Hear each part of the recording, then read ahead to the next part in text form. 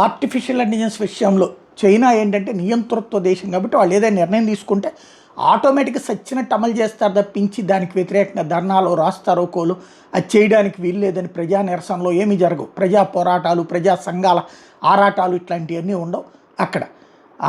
ఆ కమ్యూనిస్టులు ఇక్కడ సంఘాలుగా ఏర్పడతారు కానీ కమ్యూనిస్టులు దేశంలో రష్యాలోనూ చైనాలోనూ సంఘాలుగా ఏర్పడితే తీసుకెళ్ళి బొక్కలు దోస్తారు, లేకపోతే ఎలా చంపేస్తారు అన్నది రష్యాకి సంబంధించిన శత్రువులు తెలుసు. అట్లాగే జిన్పింగ్కి సంబంధించిన శత్రువులు తెలుసు. పుతిన్ శత్రువులు ఎలాగ జైల్లోనే చచ్చిపోయారు, అలాగే జిన్పింగ్ శత్రువులు జైల్లో ఉండటం కానీ జైల్లో చచ్చిపోవడం కానీ. కాబట్టి నియంత దేశాలు, వామపక్షాలు ప్రపంచంలో అందరి దగ్గర హక్కులు ఉండాలని, తమకు హక్కులు ఉండాలని కోరుకుంటాయి కానీ తమ మాత్రం ఆ హక్కుల్ని తమ దేశాల్లో మాత్రం ఉండవడానికి సజీవమైన సాక్ష్యం ఉత్తర కొరియా, రష్యా, చైనా కనబడుతుంటుంది.